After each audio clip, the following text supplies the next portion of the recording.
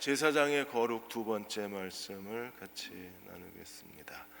크리스찬 투데이지에서 김성욱 크리스찬 북뉴스 편집위원이 칼럼을 쓰셨습니다. 목회자에 대한 칼럼을 쓰셨는데 21세기 들어와서 미국과 유럽에서 목회자에 대한 경시 분위기가 점차 확산되고 있다고 했습니다.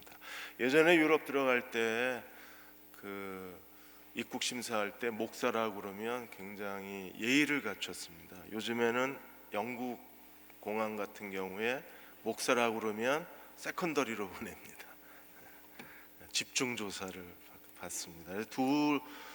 목사 둘 중 한 명은 조사실로 끌려갈 정도로 목회자에 대해서 점점 유럽의 분위기가 전과 같지 않습니다. 미국은 더 지금 심합니다.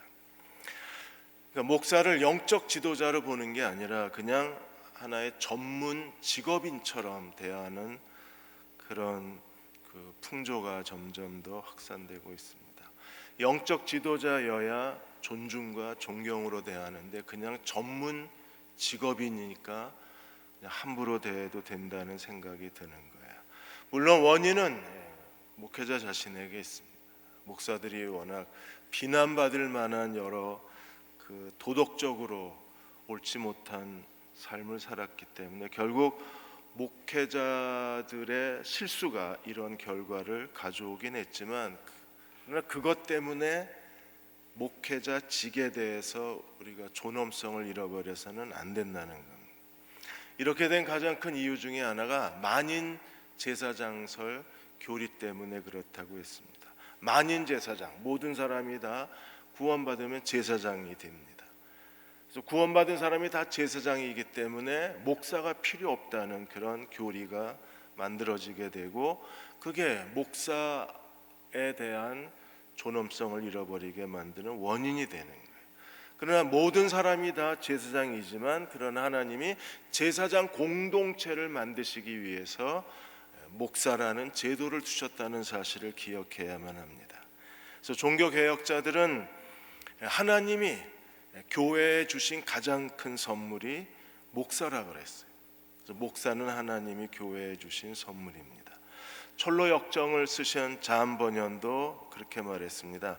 인생에서 만날 수 있는 가장 중요한 사람이 있다면 그 사람 중에 한 사람이 좋은 목사, 선한 목사, 참된 목사라고 그랬습니다.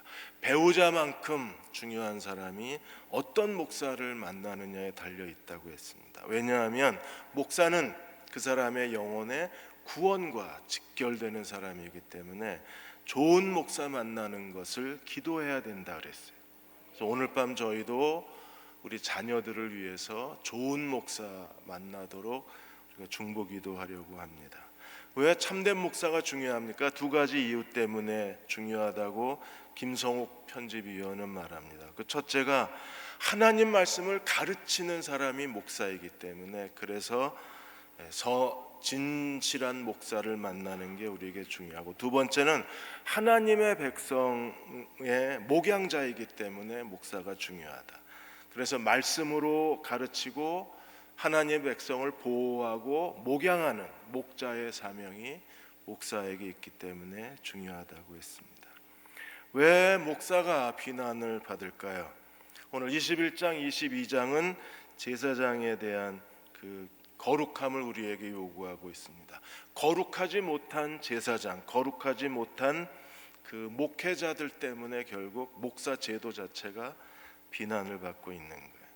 그래서 21장에 나는 너희를 거룩하게 하는 여호와라는 말이 3번 나오고 22장에도 나 여호와는 거룩하다는 고백이 하나님의 선언이 3번 반복해서 나옵니다.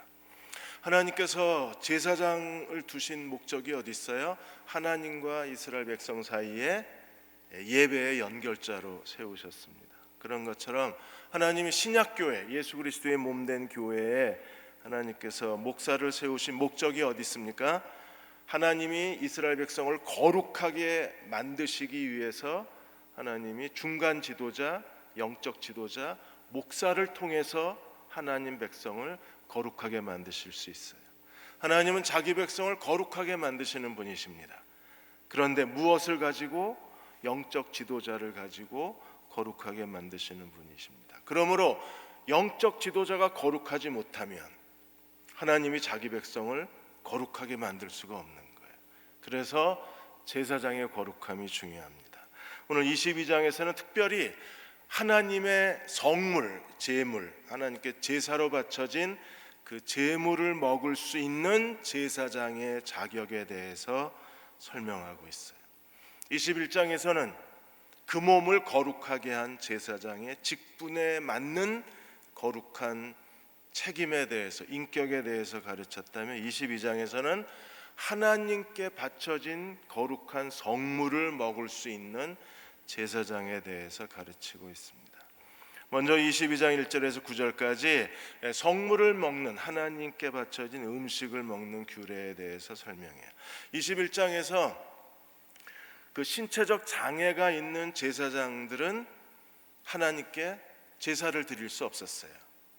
하나님에 드리는 그 음식, 하나님께 제물을 바칠 수가 없었습니다. 그러나 제사는 드릴 수 없었지만 성물은 먹을 수 있었어요. 기억나시나요? 우리가 21장을 한번 보죠. 21장 그 21절에 보면 제사장의 아론 중에 흠이 있는 자, 신체적으로 장애가 있는 사람은 여호와께 화제를 못 드려요. 하나님의 음식을 못 드립니다. 이 사람은 그 셰프, 그 요리사이긴 한데 하나님께 직접 음식을 드릴 자격은 없어요. 신체적 장애가 있으면. 그러나 22절에 하나님의 음식 성물은 먹을 수 있어요. 그런데 오늘 22장에서는 성물을 먹을 수 없는 사람에 대해서 설명하는 거예요. 21장에서는 하나님께 제물은 드리지 못하지만 성물은 먹을 수 있었어요. 그런데 22장에서는 성물조차 먹을 수 없는 제사장이 있다고 우리에게 가르쳐 주고 있습니다. 그래서 오늘 2절에 아론과 그 아들들에게 말하여 그들로 이스라엘 자손이 내게 드리는 성물에 대해서 어떻게 하라? 스스로 구별해라. 그래서 하나님의 이름을 더럽히지 않고 욕되게 하지 않도록 하라고 하나님께서 말씀하셨어요. 나는 여호와라 선언하셨습니다. 그러니까 오늘 목사들이 이렇게 비난을 받는 가장 큰 이유 중에 하나가 하나님의 이름을 더럽히는 거잖아요. 지금 그 이유가 어디 있어요? 성물에 대해서 우리가 구별을 못하는 거예요. 그러니까 하나님의 성물을 먹을 자격이 없는 사람이 하나님의 성물을 먹으면 여호와의 이름이 사람들에게 비난의 대상이 되는 거예요. 그래서 하나님이 3절에 이렇게 명령을 하셨습니다. 누구든지 내 자손 중에서 대대로 그의 몸이 부정하면서, 하나님이 이제 부정의 규례에 대해서 가르치셨잖아요. 그 하나님이 부정하다고 말한 부정의 규례를 어긴 사람은 부정해지는 거예요. 그러니까 백성만 부정의 규례를 지키는 게 아니라 제사장도 부정의 규례를 지켜야 돼요. 그래서 만일에 부정의 규례를 지키지 못하고 제사장이 부정해졌는데도 그가 하나님의 성물을 먹으면 하나님의 성물을 더럽히는 거예요. 그래서 3절에 그의 몸이 부정하면서도 이스라엘 자손이 구별하여 여호와께 드리는 성물에 가까이 하는 자는 하나님이 어떻게 하시겠다고요? 끊어버리시겠다 그랬어요. 왜 그렇게 하십니까? 나는 여호와이기 때문에. 그래서 하나님의 거룩한 음식을 먹는 사람은 거룩한 자여야 돼요. 그런데 부정한 자가 거룩한 음식을 먹으면 당연히 끊어져야죠. 그분이 하나님이시기 때문에 그렇습니다. 그래서 4절에서 8절까지 어떤 사람들이 그 부정한 사람인가. 그래서 제일 먼저 4절에 보시면 나병 환자, 그 다음에 유출병자, 시체 부정에 접촉된 자, 설정한 자, 이게 전부 피부병 13장 14장에서 일반 백성의 부정한 규례 다 잊어버리셨죠? 표정이 그런 게 있었나? 있었어요. 우리가 신약 시대에 사니까 다행이지 구약 시대였으면요 전부 낙제생이 되는 거예요. 그 다음에 15장에서 여자는 피의 유출, 남자는 설정, 더러워진다 그랬습니다. 그러니까 제사장도 이 정결의 규례를 어기면 부정해지는 거예요. 그리고 5절에 또 무엇이 그 제사장을 부정하게 만드나요? 부정하게 하는 벌레에 접촉된 사람들, 또 부정한 사람을 접촉한 사람이 전부 부정해집니다. 그리고 8절에 보시면 시체를 만지면 다 부정해지잖아요. 그래서 시체나 찢겨 죽은 짐승을 먹음으로 자기를 더럽히지 말라. 이게 전부 부정의 규례에 다 11장에 있었죠. 그래서 이런 사람들은 부정해집니다. 언제까지 부정해져요? 저녁 때까지. 그래도 하나님이 긍휼을 베풀어 주셔서 한 3일 굶어라 이러실 줄 알았는데 저녁까지. 그리고 반드시 몸을 씻어서 정결해져야만 하나님의 성물을 먹을 수 있었습니다.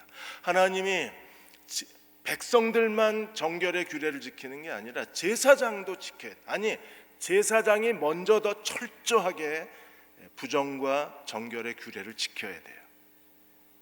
만일에 지키지 못하면 하나님의 성물 먹는 자격을 하나님께서 멈춰 버리신 겁니다. 그러므로 지도자, 영적 지도자, 또 하나님 말씀의 대변자들은 누구보다도 더 하나님 말씀을 복종하는 사람이어야만 합니다. 디모데전서 4장 12절 13절에 바울이 디모데에게 이렇게 말했습니다. 누구든지 내 연소함을 업신여기지 못하게 하고 말과 행실과 사랑과 믿음과 정절에 있어서 뭐가 되라? 믿는 자의 본이 되라.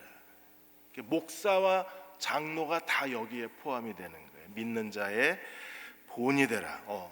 어떤 일이에요? 말과 행실과 사랑과 믿음과 정절에 있어서 믿는 자의 본이 되라. 그리고 특별히 말씀을 가르치는 목회자들은 어떻게 해야 합니까? 13절에 내가 이럴 때까지 읽는 것과 권하는 것과 가르치는 것에 전념하라. 하나님 말씀을 가르치는 그 말씀의 사역자들은 읽는 것, 권하는 것, 가르치는 일에 전념하라고 우리에게 명령하고 있습니다. 그 옥하는 목사님에 대해서 그 아들 그 옥성호 형제가 그 아버님에 대해서 추억을 하면서 옥하는 목사님에게 제일 힘들었던 게 설교 준비하는 시간. 저도 이제 점점 진짜 힘들다 하는 생각이 들어요. 지금 복 있는 사람은 창세기가, 여러분은 더 힘들어요. 듣는 사람들이 더 힘들어요. 복 있는 사람은 지금 창세기 해야죠. 주일날은 마가복음 들어야죠. 수요일 금요일에는 레위기 들어야죠. 대흥교회 교인 되기 참 어려운 거예요. 왔다 갔다 하면서 들어야 되니까 내년에는 주일, 수요일, 금요일을 그냥 하나로 쭉 가볼까 하는 생각. 그런 좀 쉽지 않으실까 하는 생각을 합니다.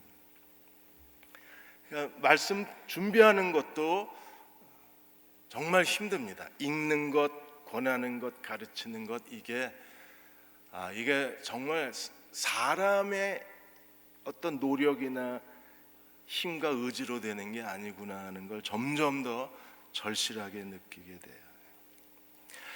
사랑의 교회 오정현 목사가 이번에 신동아하고 인터뷰를 했습니다. 지금 위임결이 무효 판정이 됐어요. 그러니까 사랑의 교회 당회장 자격을 상실한 겁니다.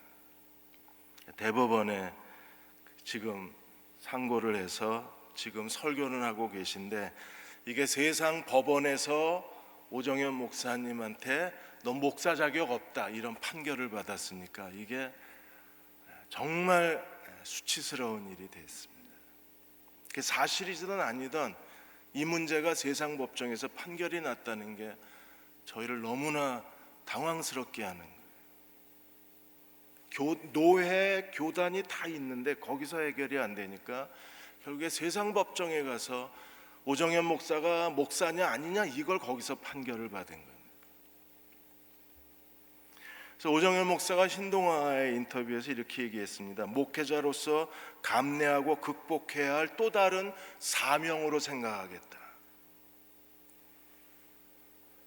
본인은 사명일지 몰라도 이로 인해서 한국교회가 사람들에게 실망을 주고 하나님의 이름이 사람들에게 실망되는 건 어떻게 하려고. 그리고 사랑의 교회 안에 그 안에 지금 이탈파가 현존하고 있는 거에 대해서 마음이 많이 아프다고 얘기를 하셨어요. 마음이 그렇게 아프면 뭔가 해결을 해야 되지 않았을까 하는 생각이 들어요. 그래서 엎드려서 기도하는 게 지금 해결 방법이라고 생각을 한다 그랬습니다. 하나님께서 선하게 해결해 주시기를 저희도 기도해야 합니다. 왜냐하면 그래도 한국의 가장 대형 교회 중에 하나가 이렇게 목사의 자격이 세상 법정에서 취소가 된 상황까지 벌어졌으니까 왜 이런 일이 일어나요? 오늘 22장 2절에 뭐라 그랬습니까? 스스로 성물에 대해서 구별하지 않으면 하나님의 성호가 욕을 먹는 거예요.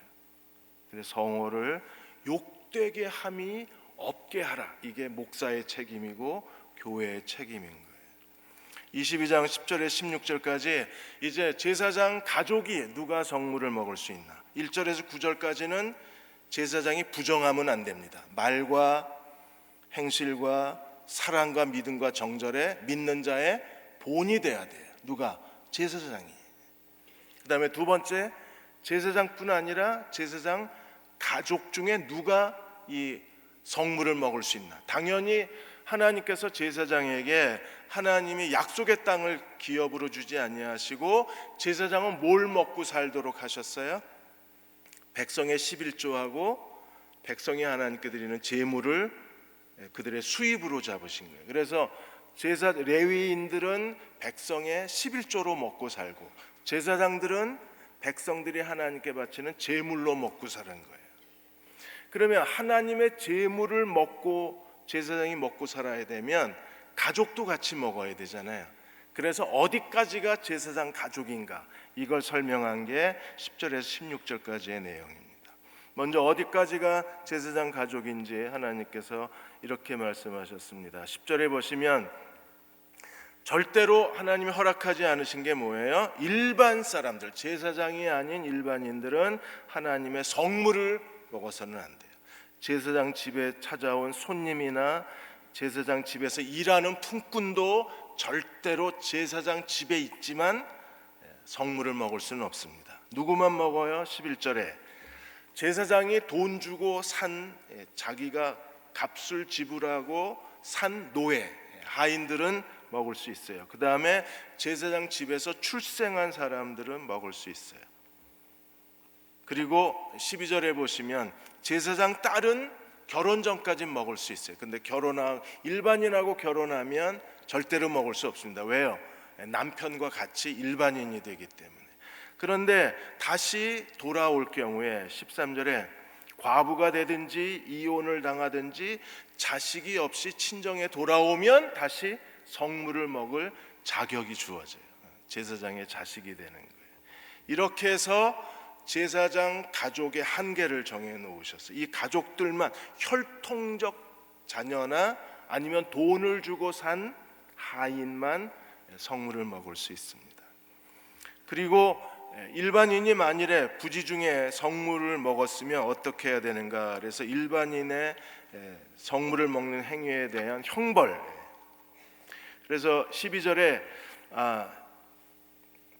14절입니다. 14절에 만일 부지 중에 성물을 먹으면 그 성물의 5분의 1, 20%를 더해서 제사장에게 돌려주라 그랬어요. 왜요? 제사장의 성물을 먹는 건 제사장의 재산을 빼앗아 가는 거랑 똑같아요.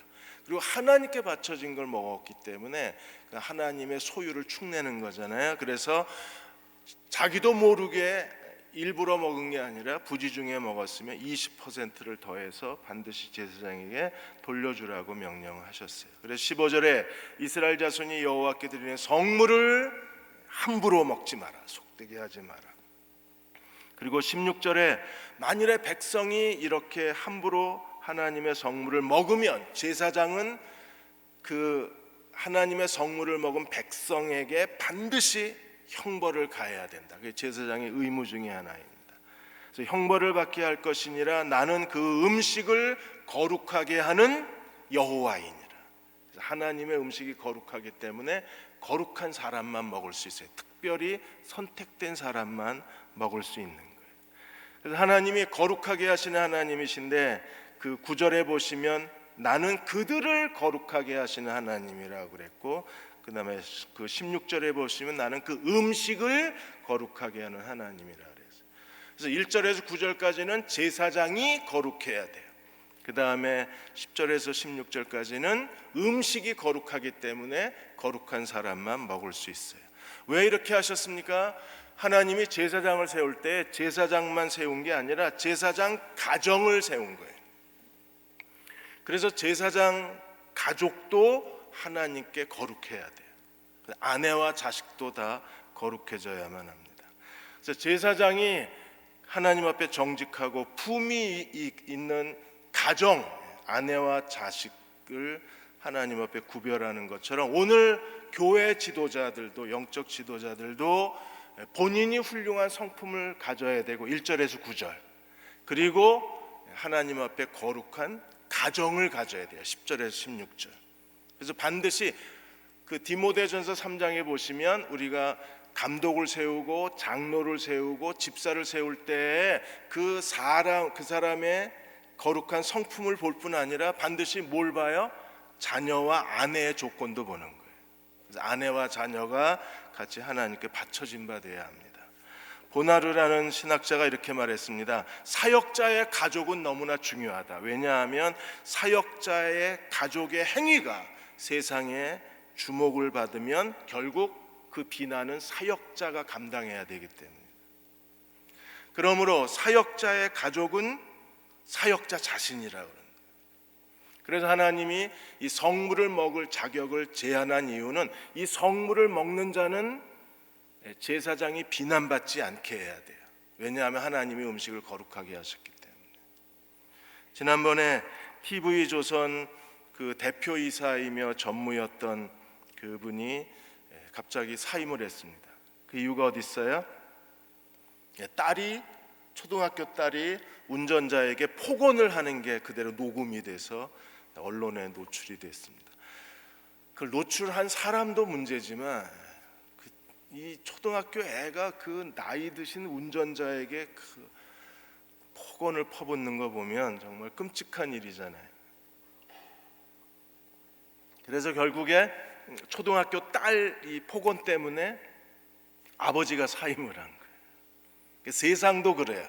그러면 하나님이 부르신 사역자들은 더 자녀나 아내로 인해서 우리가 그거에 대한 책임을 질 수밖에 없는 거예요.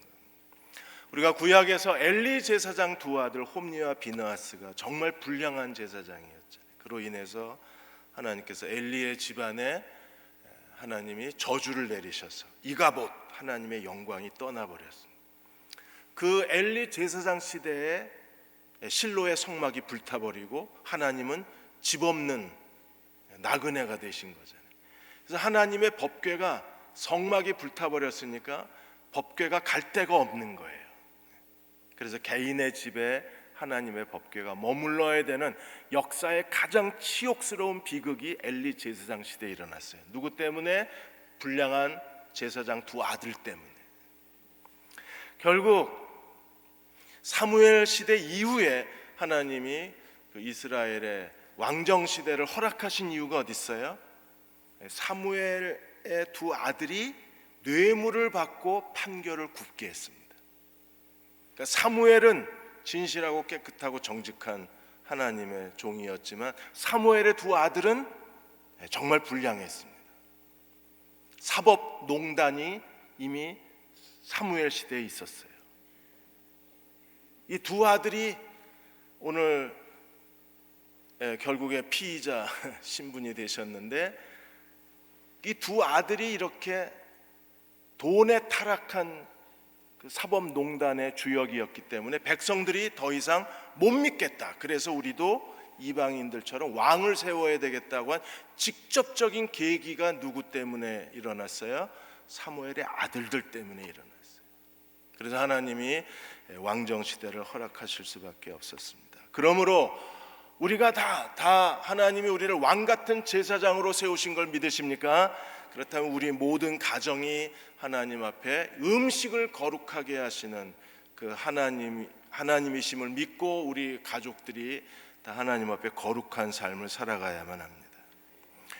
국민일보 박종순 목사 신앙 상담에 어느 한 청년이 그 복학을 준비 중에 있는데 부모님은 시골교회 장로님 권사님이래요. 그런데 부모님이 목사가 되는 게 소원이라고 아들에게 계속 목사가 되라고 권유를 하시는 것 같아요. 그래서 그것 때문에 박종숙 목사님에게 이 청년이 상담을 요청한 겁니다. 그래서 박종숙 목사님이 이 청년에 대해서 대답을 하시기를, 목사는 하나님이 부르신 사람이어야만 한다.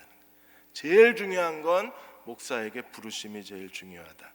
하나님이 부르신 목사는 양을 지키고 양을 보호하는 하나님이 부르신 사람이며, 양을 먹이고 그리고 양을 치유하는 것이 목사의 가장 중요한 사역이라고 말하면서 부르신 사람이어야만 목사가 될 수 있다. 구약에도 모든 선지자들이 다 부르신 자였고, 예수님의 12제자도 부르신 자였고, 사도 바울도 부르신 자였고, 하나님이 그 신약교회에서 쓰셨던 모든 사람들은 다 하나님이 부르신 사람이었다는 거예요.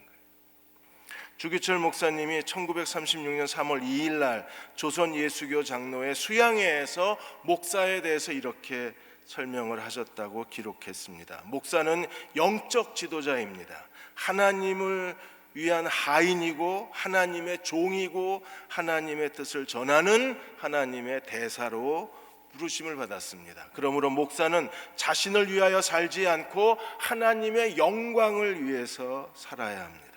그리고 양떼를 하나님 말씀으로 올바르게 길러야 합니다. 그래서 목사보다 더 중요한 게 목사다움, 목사됨됨이가 더 중요하다고 했습니다. 그러므로 목사 되는 게 중요한 게 아니라 목사로서의 인격과 신앙과 삶과 지도력이 인정받는 목사가 되는 게 더 중요하다고 대답을 하셨습니다. 오늘 이런 목사가 있으면 얼마나 좋을까요? 이런 글을 읽을 때마다 너무나 부끄럽기만 합니다.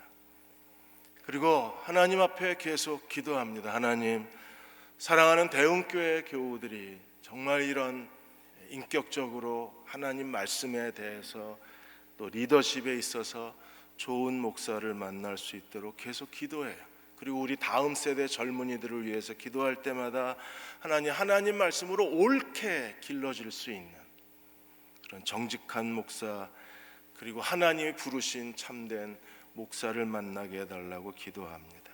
자신을 위해서 사는 게 아니라 하나님의 영광을 위해서 사는 목사들. 목사만 그런 게 아니라 목사의 아내와 자녀들도 목사와 함께 하나님께 구별되어서 바쳐진 사람이어야 돼요. 이게 너무나 어려운 일이 되는 겁니다. 마지막으로 세 번째 17절에서 30절까지 하나님께 드리는 제물에 대해서 설명을 했습니다. 하나님이 받으시는 제물은요, 완전해야 돼요. 제사장도 신체 조건이 완전해야 되는 것처럼 하나님께 바쳐지는 제물도 흠없는 제물을 하나님께 드려야만 합니다. 그래서 먼저 18절에서 20절까지 보시면 하나님 앞에 서원제물이나 그리고 자원제물의 번제를 바칠 때, 번제는 어떤 걸 바쳐야 되는가? 당연히 하나님께 번제를 바치려면 뭘 바쳐야 되겠어요? 하나님 앞에 흠없는 수컷을 바쳐야 됩니다. 그래서 18절에 서원제물이나 자원제물로 번제와 더불어 여호와께 예물로 번제물을 바칠 때, 19절 기쁘시게 받으실 수 있도록 소나 양이나 염소의 흠없는 수컷. 강조되는 게 뭐예요? 흠이 없어야 돼요.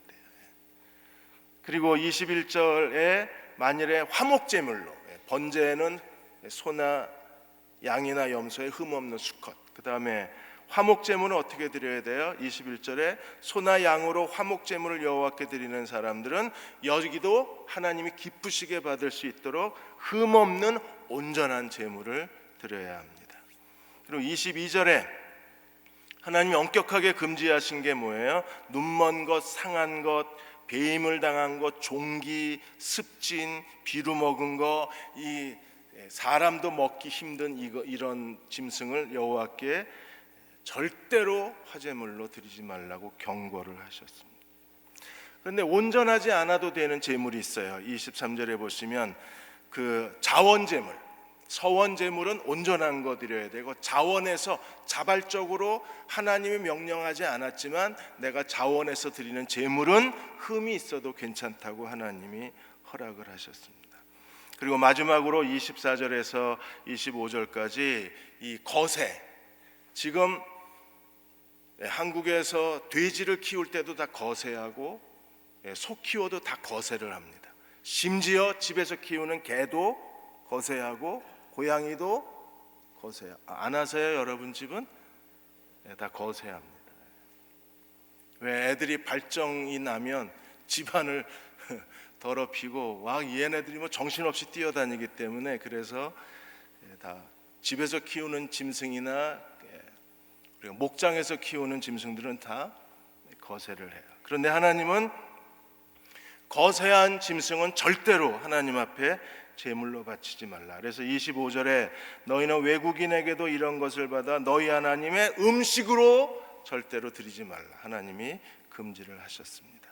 그리고 26절에서 이제 28절까지 새끼가 태어났을 때는 어떻게 해야 되는가. 지난번에도 말한 것처럼 새끼가 태어나면 일주일 동안 어미 곁에 있다가 8일째 되는 날 하나님 앞에 제물로 드릴 수 있어요. 그래야만 돼요. 일주일 동안 적어도 하나님께 제물로 드릴지라도 일주일 동안은 어미 곁에 있게 하는 게 하나님의 따뜻한 마음입니다. 그리고 하나님이 엄격하게 금지하신 게 뭐예요? 28절에 암소나 암용을 막론하고 어미와 새끼를 같은 날 절대로 제물로 하나님께 드릴 수 없습니다. 그리고 29절에서 30절까지 감사 제물을 드릴 때는 어떻게 해야 되나요? 감사 제물을 드리려면 하나님께 기쁘시게 받도록 감사 제물은 이튿날까지 남겨두지 마라. 그날 다 먹어야 합니다. 근데 감사 제물을 그날 뭐 가족이 다 먹을 수 없으니까 어떻게 하라는 거예요? 나눠서 먹으라. 이웃과 더불어. 그러니까 하나님께 감사로 드렸는데 그걸 자기 가족만 먹겠다고 욕심을 부리면 그 감사 예물이 아니잖아요. 그래서 이튿날까지 절대로 제물을 남기지 말라고 하나님이 경고를 하신 겁니다. 그리고 31절에 이렇게 해야 될 이유가 어디 있습니까? 너희는 내 계명을 지켜 행하라. 나는 여호와니라. 그래서 제사장이 거룩해야 되고 그 가정이 거룩해야 되고 하나님께 드리는 제물도 거룩해야 돼요. 이게 우리가 지켜야 할 하나님의 계명입니다. 32절 33절에서 이제 마지막 권면을 하셨습니다. 32절을 같이 한번 한 목소리 읽어보겠습니다. 시작. 너희는 내 성호를 속되게 하지 말라.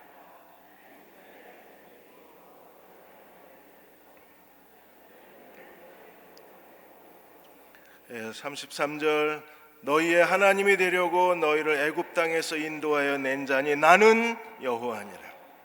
하나님은 이스라엘 중에서 거룩하심을 받아야 합니다. 사랑하는 여러분, 우리 가운데에서 하나님이 거룩하심을 받는 대응 공동체가 되게 하시고 또 여러분의 가정에서도 하나님이 그 이름이 거룩히 여김을 받으시고 또 여러분의 자녀들의 세대 가운데서도 하나님의 이름이 거룩히 여김을 받는 세대를 우리가 회복해야 합니다.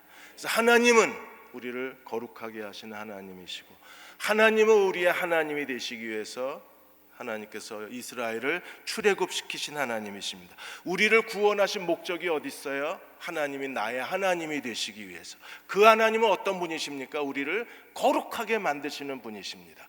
그러므로 우리도 말과 행실에 거룩한 자로 살아가야 돼요. 어제 미국 달라스에서 부동산 하시는 분하고 잠시 대화를 나누면서 달라스 얘기를 좀 했습니다. 미국에 바이블 벨트가 있어요. 이 바이블 벨트에 가장 큰 교회들이 전부 여기에 모여 있습니다. 그 바이블 벨트의 중심에 텍사스주의 달라스라는 데가 있어요. 이 달라스는 유명한 신학교가 많이 있고요. 대부분의 미국에서 1000명 이상이면 대형 교회인데 달라스에서는 1000명 이상이면 대형자 붙이지도 못합니다. 3000명, 4000명이 돼도 그냥 중형 교회예요. 10,000명이 넘어가야 달라스에서는 대형 교회라고 얘기합니다.